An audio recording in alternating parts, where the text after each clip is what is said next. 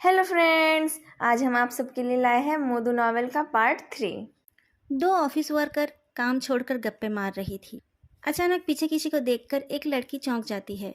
उसके हाथ से गर्म पानी का कप गिरने वाला था। संभल कर, फेदू ने कप पकड़ते हुए कहा। इतना गर्म पानी मत लिया करो, तुम्हारे नाजुक हाथ जल जाएंगे। फेदू की आवाज़ ऐसी थी कि कोई मामूली शब्द भी उसके मुंह से प्यारा लगता था। लोग अपने आप को एक पल के लिए स्पेशल समझ बैठते थे। लड़कियां उसे देखकर रिलैक्स हो गई। फेदू उसके बाप के जैसा डिक्टेटर टाइप का नहीं था। वो सब काम में दखलंदाजी नहीं करता था। वो अपने प्लेबॉय इमेज को भी ऑफिस के बाहर छोड़कर आता था। ऑफिस के अंदर वो कभी लाइन क्रॉस नहीं करता था। थोड़ी देर मजाक करके सब अपने अपने काम पर चले गए। टीवी पर उस मर्डर केस के ऊपर एक लाइव रिपोर्टिंग चल रही थी। उस लाइव वीडियो में अचानक एक शॉपकीपर ने एक लड़के के ऊपर चोरी का इल्ज़ाम लगाया। लोग उसे मारने लगे और हाथापाई शुरू हो गई। फेदू टीवी बंद करने जा रहा था, तभी उसने देखा कि कुछ पुलिस वाले भी उस हाथापाई में फंस गए। एक पुलिस वाले का चश्मा उड़ गया। फेदू को तभी एक जाना पहचाना चेहरा दिखाई दिया। लुओ वेंजो अपने हाथ पीछे रखकर झुककर तावरान को देख रहा था। पिछली बार जब हम ड्रग ट्रैफिकर्स को पकड़ने गए थे और 20 मिनट तक गोलियां चली थी, तब भी कोई इतना घायल नहीं हुआ था। मेरी नज़र तुम लोगों से हटते ही कुछ ना कुछ गड़बड़ हो जाता है। जो लोग हाथापाई कर रहे थे उन सबको सब बुरो लाया गया था। वो लोग वहां पर भी मारपीट कर रहे थे। लुओवेंजो की प्रोफेशनल धमकियों के बाद यू लेई नाम का एक मिडल एज्ड आदमी कुछ आदमियों की तरफ उंगली उठाकर कहता है कि उनमें से ही एक कातिल है। इन्वेस्टिगेशन से पता चलता है कि उस यू लेई का कमरा उस लाश के मिलने की जगह के पास ही था। जब वो रात को सोने गया था, तब उसे दो लोगों के बीच झगड़ने की आवाज़ आई थी। बाकियों ने भी सुना था, लेकिन ये सब वहाँ नॉर्मल था, तो किसी ने निकल कर नहीं देखा। चीफ लुओ, इस लड़के से मिलो।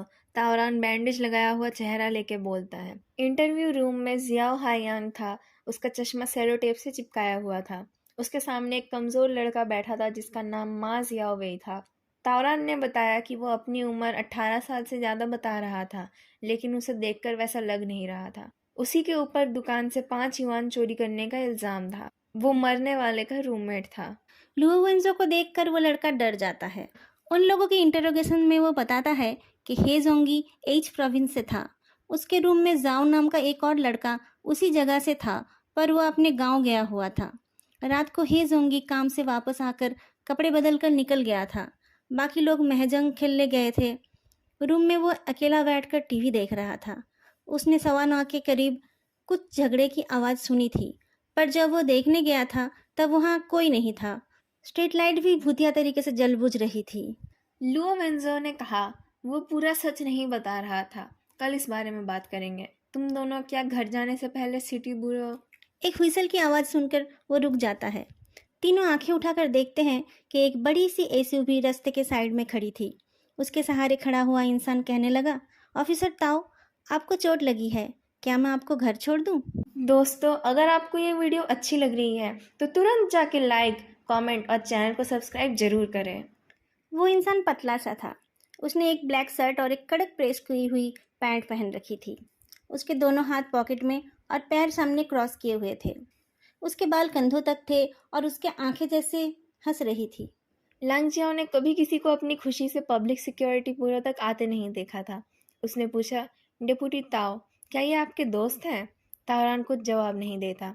लांगजियाओ को कुछ गड़बड़ी का एहसास हुआ। उसने पूछा, क्या हुआ? तावरन आगे जाके कुछ बोलने वाला था, पर लुओ वुंजो उसकी कोहनी पकड़ लेता है और कहता है, फेदू, तुम यहाँ क्या कर रहे हो? ओह, आई एम सॉरी। मुझे नहीं पता था कि इस जगह पर आपका नाम लिखा हुआ है। फेदू अपने पैरों को खींचते हुए बोलता है। लैंगचाओ को कुछ समझ नहीं आता, पर उसको लगा कि वो कोई जंग के मैदान में फंस गई है। फेदू हंसकर तावरान की तरफ देखते हुए बोलता है, तावरान, गाड़ी में बैठो। मैं यहाँ ज़्यादा देर रुका तो कैप्टन लुओ मेरा चालान काट देंगे। मैंने कब कहा हमारा काम खत्म हो गया? तुम दोनों गाड़ी में बैठो। हम बुरो में जाके डायरेक्टर को रिपोर्ट करेंगे और उसके बाद एक कॉन्फ्रेंस भी करेंगे, लुओ वुंजो ने कहा। फेदू आहें भरते हुए कहता है, ऊंचे पद वाले लोग जब मेनोपॉज से गुजरते हैं तो दुनिया को तबाह कर देते हैं। ताओगा और ये प्यारी सी पुलिस वाली मेरी गाड़ी में आराम से पैर फैला के बुरो तक जाए तो कैसा रहेगा? आप लोगों ने दिन भर बहुत मेहनत की है। कम स्पेस वाली गाड़ियों से तुम्हें प्रॉब्लम है, प्रेसिडेंट फे? अच्छा होगा अगर तुम्हें कभी उसमें चढ़ना ना पड़े। चढ़ोगे तो हाथ हिलाने के भी लायक नहीं बचोगे। Thank you for your warning sir.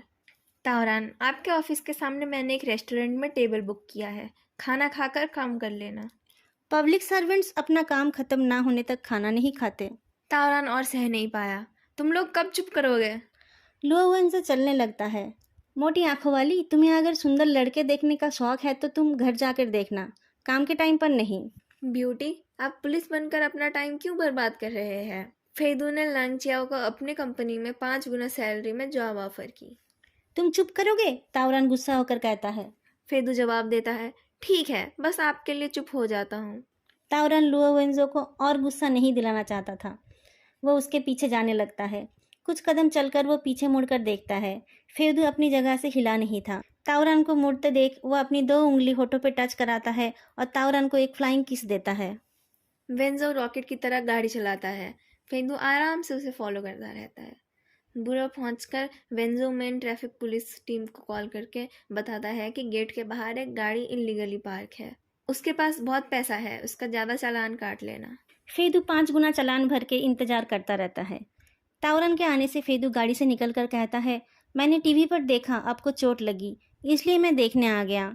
अगली बार मैं उस बुढ़े से दूर रहूंगा।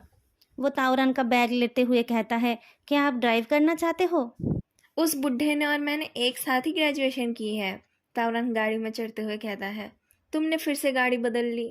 आपको मेरी पहली वाली गाड़ियाँ अच्छी नहीं लगी ना? फेदू गाड़ी में बैठते हुए कहता है, मैं इस गाड़ी से ही आपको रोज लेने आऊँगा। तावरान उसकी तरफ देखकर कहता है, अगर मैंने थोड़ा ज़्यादा पैसा कमा लिया होता तो अब तक मैं शादी करके बच्चे भी कर लेता। पता है, पर आपके लिए केयर करना मुझे अच्छा लगता है। तावरन, चलिए खाना खाते हैं। तुम्हें देखकर ही मेरा पेट भर गया। तावरान फेदू के सर पर हाथ रखते हुए कहता है, तावरान किसे बोल रहे हो? बड़ों को रिस्पेक्ट नहीं दे सकते? फेदू कुछ बोलने जाता है, पर तावरान के बैग से एक फोल्डर गिर जाता है और कुछ तस्वीरें फेदू के ऊपर गिर जाते हैं। कम लाइट में लाश का फेस डरावना लग रहा था। फेदू की सांसें रुक जाती है। क्या यह आदमी मरा हुआ है? ये कितना खराब दिख रहा है। वो जरूरी पेपर है, जल्दी से उनको उठा के रखो। फेदू नीचे नहीं देखता। नहीं नहीं, खून देख के मैं बीमार हो जाता हूँ। खून नहीं है उसमें, तावरान गहरी सांस छोड़कर बोलता है। भूतों को डराने वाले लुओवेंजो से तो तुम नहीं डरते हो, लाश की फोटो देखकर ही डर गए। फेदू किसी तरह उन फोटोज को बैग में रखने लगता है। उसमें कोई खून ना देखकर वो थोड़ा इजी होता है। वो तावरान के बैग का जिप टाइट कर देता है और उस लाश के बारे में पूछता है। तावरान कुछ बताने से इनकार करता है, लेकिन बाद में वो दोनों उस बारे में डिस्कस कर ही लेते हैं। फेदू अपनी एनालिसिस में कहता है कि वो लड़का किसी मीटिंग के लिए गया था, शायद कोई जॉब इंटरव्यू या किसी बड़े आदमी से मिलने। उसके जैकेट में टैग लगा हुआ था, शायद वो एक बार उस जैकेट को पहनकर वापस करने वाला था। शायद उसने जूते भी किसी से मांग कर पहने थे। जूते का मालिक शायद लेफ्टी है, लेकिन उसके माथे पर मनी क्यों लिखा हुआ था ये उसे समझ नहीं आता। तावरान का घर आने पर वो फेदू को घर चलकर खाना खाने के लिए बोलता है। फेदू कुछ इशारा करते हुए कहता है, आप मुझे घर बुला रहे हैं? ये थोड़ा जल्दी नहीं हो रहा है? लेकिन वो गाड़ी से निकलता नहीं। तावरान कहता है, ना आना है तो मत आओ, पर खाना खा लेना, ये लो। फिर वो अपना हाथ आगे करता है तो तावरान उसमें कुछ देता है और बोलता है, तुम मुझे गे नहीं बनाना चाहते तो मेरे पीछे आके हंगामा क्यों मचाते हो? मैं घर जा रहा हूँ, अच्छे से गाड़ी चलाना। तावरान को जाते हुए देखने के बाद वह अपना हाथ खोलकर देखता है। उसमें फूलों के साथ भेजा हुआ कार्ड और कुछ मिल्क कैंडीज थे। बहुत सालों से उसने उस कैंडीज को मार्केट में नहीं देखा था। पता नहीं तावरान को कहाँ मिला। फेदू गाना चलाकर सारे कैंडीज खत्म करता है। जब वो ड्राइवर के सीट में जाने लगता है तो वो देखता है कि एक फ़ोटो सीट के बीच में रह गया था। वो एक आईडी फोटोग्राफ था। उसमें लड़के का फेस अच्छे से दिख रहा था। उसकी नज़र उस चांद जैसे निशान पर पड़ते ही उसकी आईब्रोज सिकुड़ जाती है। दोस्तों, अगर आपको ये वीडियो अच्छी लग रही है तो तुरंत जाके लाइक, कमेंट और चैनल को सब्सक्राइब जरूर करें। अगले दिन सुबह डायरेक्टर जांग के साथ मीटिंग के बाद लुओवेंजो और तावरान फ्लावर मार्केट डिस्ट्रिक्ट के साथ बुरो जाते हैं। लैंगचियाओ बाहर आकर उनको 2 कप कॉफ़ी देती है और बताती है कि मा जियावोई को खून के इल्ज़ाम में अरेस्ट किया गया है। पिछले रात को किसी ने रिपोर्ट किया था कि हे जोंगी का फ़ोन मा जियाओवेई के पास देखने को मिला था। उस फ़ोन में उन दोनों का फिंगरप्रिंट मौजूद था। तावरान पूछता है, किसने रिपोर्ट की? किसी को कैसे पता चला कि हे जोंगी का फ़ोन मा जियावोई के पास था? वो फ़ोन एक न्यूली लॉन्च्ड मॉडल था और काफ़ी महंगा भी। उसके किसी रिश्तेदार ने उसे वो दिया था। सबने वो फ़ोन देखा था, लोगों को वो फ़ोन याद था, लैंग चाओ बताती है। किसने रिपोर्ट की थी ये इम्पोर्टेंट नहीं है, लो वेंजो उस बात को उड़ा देता है। लेकिन फ़ोन उसके पास होने से वो मर्डरर प्रूव नहीं हो जाता। लेकिन क्या उन लोगों ने उससे ज़बरदस्ती कॉन्फेस करा लिया है? आपने ठीक समझा, लैंग चाओ देख लेती है कि कोई आसपास तो नहीं। उसने अपनी उम्र 18 साल बताई थी क्योंकि उसे काम करना था। उसकी आईडी चेक कर कर पता चला कि उसमें उम्र गलत है और वो बस 16 साल का ही हुआ है। इस बात को उसके अगेंस्ट यूज़ किया गया है। उसने वो फ़ोन क्राइम सीन से उठाया था, लो वेंजो गर्दन हिलाते हुए बोलता है। क्या उसने ये भी कहा कि वो 9:15 बजे झगड़ा सुनकर देखने गया और उसे फ़ोन मिल गया? लैंग चाओ अपने दोनों हाथ फैलाती है। लो वेंजो कहता है ऐसा मर्डर केस उसने पहले कभी नहीं देखा। वांग होंगलियांग आके बोलते हैं, मैंने सुना कि मेरे सबऑर्डिनेट्स ने अपराधी को पकड़ लिया है। सिटी ब्यूरो के यंग लीडर्स काफ़ी डेडिकेटेड है। लो वेंजो अपने उदास चेहरे में नकली हंसी लाकर बोलता है, बड़े भाई वांग, आप पोलाइट बन रहे हैं, लेकिन आप मन में सोच रहे हैं कि हम आपका क्रेडिट छीन लेंगे। मिस्टर वांग हंसकर कहते हैं, इसमें क्रेडिट की क्या बात है, सब कुछ जनता की सेवा के लिए ही है। लैंग चाओ कहती है, डायरेक्टर वांग, मुझे लगता है एविडेंस पूरा नहीं है। मर्डर वेपन भी नहीं मिला और उसने कन्फेस भी नहीं किया। आपको अगर कोई हेल्प चाहिए तो हमें बताना। लैंग चाओ की आंखें सच में बहुत बड़ी है। आंखों के साइड में व्रिंकल्स आने के डर से वो खुल के हंसती भी नहीं थी। हंसते टाइम वो सिर्फ अपने होठों को फैलाती थी। इंटरोगेशन के टाइम पर उसकी ये फेक स्माइल बहुत काम आती थी। मिस्टर वांग का चेहरा बदल जाता है, तुम कहना क्या चाहती हो? वो बहुत गुस्से में थे पर खुल के लड़ नहीं पा रहे थे। लुओ वेंजेन ने सिचुएशन को संभाल लिया। मिस्टर वांग के जाने के बाद लो वेंजो कहता है, मुझे नहीं लगता मा जियाओवेई के पास इतना दिमाग है कि वो इतनी सफाई से बिना कोई एविडेंस के मर्डर कर सकता है। अगर वो कर पाता तो उसके पास कुछ अच्छी कहानी भी होती। वो भूतिया लाइट की कहानी नहीं सुनाता। मुझे भी नहीं लगता वो खूनी है, तावरान बोलता है। वो पिछली रात फेदू ने जो बोला था उसे रिपीट करता है। तुम कह रहे हो उसने जूते किसी से मांग के लिए थे, लो वेंजो बोलता है। ये विचार थोड़ा। ये मेरा विचार नहीं है। लुओ वेंजो समझ जाता है। मैंने तुम्हें कहा था ना, फेदू को इन सब से दूर रखो। ये एक एक्सीडेंट था, तावरान बोलता है। तुम्हारा क्या विचार है? ठीक है, तुम इस चीज़ को इन्वेस्टिगेट करो। लैंगचाओ, तुम इंटरोगेशन टीम पर नज़र रखो। मैं उस मोटे वांग पर नज़र रखता हूँ। जैसे ही लुओ वेंजो चला जाता है, लैंग चियाओ अपने सवालों का पिटारा खोल लेती है। वो जानना चाहती थी फेदू असलियत में कौन है। लुओ वेंजो ने उसके नाम सुनते ही उसकी बात मान ली, जबकि वो उसे इन्वॉल्व ना होने के लिए बोल रहे थे। क्या वो कोई यंग प्राइवेट डिटेक्टिव है? तावरान को मुंह खोलना ही पड़ा। 7 साल पहले फेदू ने एक केस रिपोर्ट की थी। उस केस को मैंने और वेंजो ने हैंडल किया था। वो लुओ वेंजो और तावरान का पहला केस था। लुओ वेंजो एक गवर्नमेंट ऑफिशियल का बेटा था। वो बहुत ज़्यादा एरोगेंट और डिसोबीडियंट था। वो अपने आप को सबसे ज़्यादा टैलेंटेड समझता था, शार्लॉक होम्स से भी ज़्यादा। उसे लगता था कि वो काम पर नहीं, गैलेक्सी को बचाने जाता था। उसके काम करने का तरीका भी बहुत गलत था।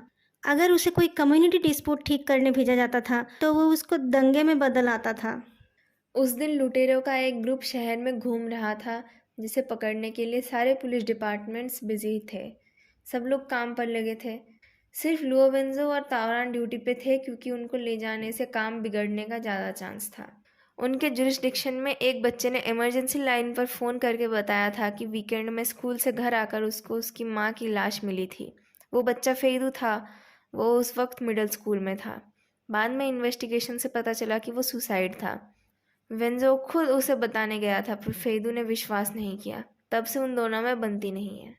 तावरन बताता है, उसे देखकर तुम्हें पता चल ही गया होगा कि उसके फैमिली के पास बहुत पैसा है।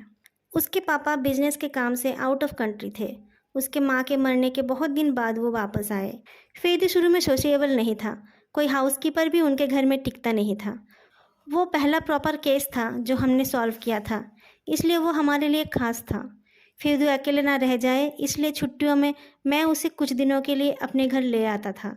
उसके साथ टाइम बिता के हमें पता चला उसका एक स्पेशल टैलेंट है। लैंग चियाओ पूछती है, किस चीज़ में? तावरन थोड़ा रुककर जवाब देता है, क्राइम। लैंग चियाओ नोटिस करती है तावरान ने क्राइम कहा, इन्वेस्टिगेशन या डिडक्शन नहीं। बट उसके सवाल पूछने से पहले तावरान जल्दीबाजी में चला जाता है। हमारा आज का पार्ट यही ख़त्म होता है। सुनने के लिए शुक्रिया। फिर मिलेंगे अगले वीडियो में। तब तक के लिए बाय।